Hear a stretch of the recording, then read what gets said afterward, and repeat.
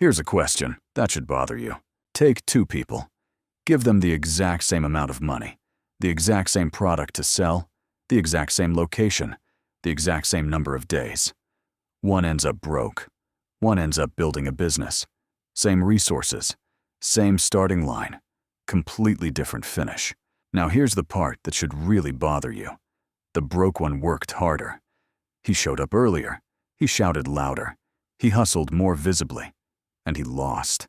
If you've ever watched someone seemingly less hard-working than you pull ahead financially, and felt that quiet, burning confusion about how that's even possible, this video is going to answer that question in a way that sticks, because the gap between those two people has nothing to do with luck, nothing to do with connections, nothing to do with starting capital. It has everything to do with what they saw when they looked at a crate of oranges. Meet Marcus. Marcus runs a small street food table outside a transit station in Phoenix.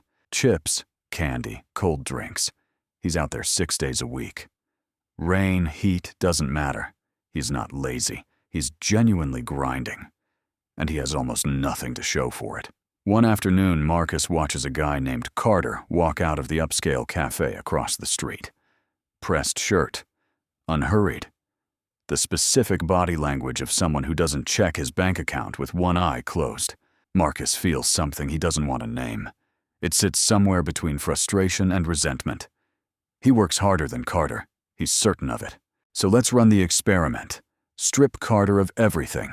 Zero the accounts. Give both men identical resources. One crate of oranges, $50 cash. One small stall, 15 days. Same bait, different minds. Let's watch. Day 1. Marcus. Marcus gets to the stall, dumps the oranges on the table, and starts working the only tool he knows. Volume and volume. Oranges! $1 each. Get your oranges. He's loud. He's persistent. By mid-afternoon, he's moved 10 oranges. $10. The sun is brutal and he's tired. He closes up early, walks to a nearby spot, orders a burger and a Coke. First hot meal in a few days. He sits back and exhales. I'll make it up tomorrow, he thinks. Today was rough. I earned this. He spends $8 on the meal. Ends day 1 with $52 and a crate of oranges sitting in the afternoon heat. Day 1. Carter. Carter doesn't touch the table yet. He picks up every orange one by one and wipes each one clean until the skin catches the light. Then he sorts them into 2 groups. Small ones and large ones. Small, $1. Large, $2. He cuts 3 oranges into slices, places them on a napkin at the front of the stall. Free samples. No pressure. He makes eye contact with people walking past and simply holds out a slice. Fresh and sweet. Try one. By noon, all 30 oranges are gone. He's made $45. He hasn't spent a single cent. He wraps up the stall, sits down with a notepad, and starts writing. He ends day 1 with $95 and a plan. Day 2. The split begins. Marcus arrives at his stall to find half his remaining oranges have rotted overnight.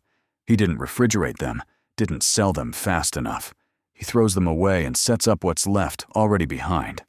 Carter takes his $95 and buys 2 fresh crates. But he doesn't just stack them on the table. He's noticed something. People downtown want convenience. They don't want to carry fruit. They want something ready to consume. He starts making orange cups, peeled, segmented, sealed with plastic wrap. $3 each. He approaches the convenience store next door and proposes a simple deal. They display his cups near the register. He checks in twice a day to restock. They keep 20 cents per cup sold. Carter then posts a handwritten sign on a community board near the transit station looking for a part-time helper. Student preferred, flexible hours. He finds one by afternoon. While the helper runs the stall, Carter spends 2 hours visiting 3 different produce suppliers to find the freshest source at the lowest price. He's not selling oranges anymore. He is building a system. 15 days later. Marcus has $8 left. His stall is dusty. He never cracked the daily hustle model. Show up, sell, spend, repeat. Some days were okay. Most weren't. He's exhausted in a way that feels permanent. Carter has $1,200, 3 part-time helpers, supply agreements with 3 local stores, a waiting list from 2 office buildings who want weekly fresh juice delivery. He's already scouted a location for a proper juice stand. Same crate of oranges, same $50, same 15 days. Before we go further, if this kind of thinking is what you're here for, hit subscribe. The Wealthy Otter exists for exactly this. Now let's break down what actually happened. It's tempting to look at this story and say Carter was smarter, or more experienced, or just luckier with the convenience store guy saying yes. But that misses the real lesson.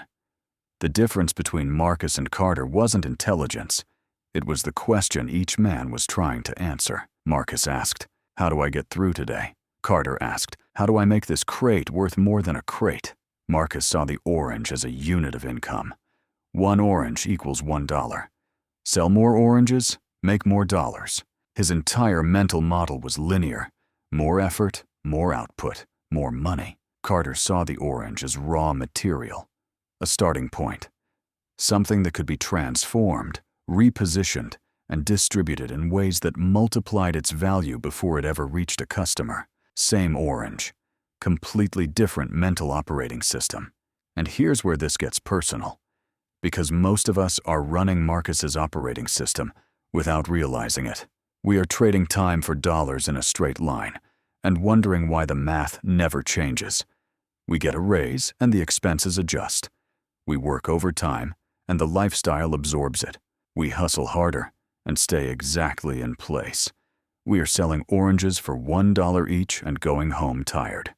Drop a comment right now. Which one are you running? Marcus mode or Carter mode? Be honest. The best answers are always in the comments. Carter didn't just sell differently. He thought in 3 directions that Marcus never considered. Direction 1. Transformation. Don't sell the raw thing. Sell the improved version of the thing. An orange cup at $3 is not 3 times the orange at $1. It's a completely different product. It's convenience. It's time saved. It's something a busy commuter will pay a premium for without blinking. Every product or skill you have can be transformed. The question is, what does this become when you add 1 layer of value? Direction 2. Distribution. Carter didn't wait for customers to find him. He moved his product to where customers already were. The convenience store counter, the office building, the transit corridor. He multiplied his reach without multiplying his hours. Most people think about working harder within their current distribution. Carter thought about building new distribution entirely. Direction 3. Leverage. The moment Carter hired a helper, something fundamental changed. He stopped being a vendor and started being an operator. His time was no longer the ceiling on his output. Marcus could only ever sell as many oranges as Marcus could personally sell in a day. Carter could scale because he separated his time from his revenue. This is the move that most people never make. Not because they can't, because they're too busy selling oranges to stop and think about it. Here's the hard question. What is your crate of oranges right now? It might be a skill you're selling by the hour. Design, writing, coding, teaching, consulting. You're doing the Marcus math. More hours, more money. Linear, capped, exhausting. It might be a small business where you are personally doing every single thing. The service, the admin, the marketing, the follow-up. You are the stall. You cannot leave because the stall is you. It might be a salary where you've accepted that your value is fixed at a number someone else decided on. And you're not asking what that number could become if you repositioned what you offer. Carter's playbook applies to all of it. Transform. What's the orange cup version of what you do? What's the premium, packaged, convenient version that justifies a higher price because it removes friction for the buyer? Distribute. Where are your customers already gathered that you are not currently present? What's the equivalent of the convenience store counter, the partnership, the platform, the channel that gets your work in front of people without requiring your physical presence every time? Leverage. What's the first thing you could hand off, even imperfectly, so that your hours stop being the hard ceiling on your income? Because the business that requires you for everything is not a business. It's a job you gave yourself. None of this requires a large investment. Carter started with $50 and a crate of fruit. The resource was never the constraint. The question was always what he chose to see in it. Marcus didn't lose because he was lazy. He lost because he saw the orange as a meal ticket, something to convert into today's survival as quickly as possible. The finish line was always tonight's dinner, and he hit that finish line every single day and called it enough. Carter saw the orange as a seed, something to be planted, multiplied, and harvested in a form more valuable than it started. Here's the line that matters most in this whole story. Even if you take away their money, their way of thinking remains. That's why the experiment was never really about oranges. You could run it with $100 and a laptop, with a skill and a social media account, with a car and a delivery app. The asset changes. The mental operating system is what determines everything. The wealthy don't chase money. They chase ways to make people's lives easier. They look at a resource, any resource, and ask how to extract more value from it than the obvious first answer suggests. And they build systems so that the value keeps flowing, whether they're personally standing at the stall or not. Marcus is still out there in the Phoenix heat, selling one orange at a time, working as hard as anyone you've ever met. Carter is on his way to opening his second location. Same crate of oranges. You already know which question you need to start asking, because the Otter knows the ceiling isn't your resources. It's what you see in them.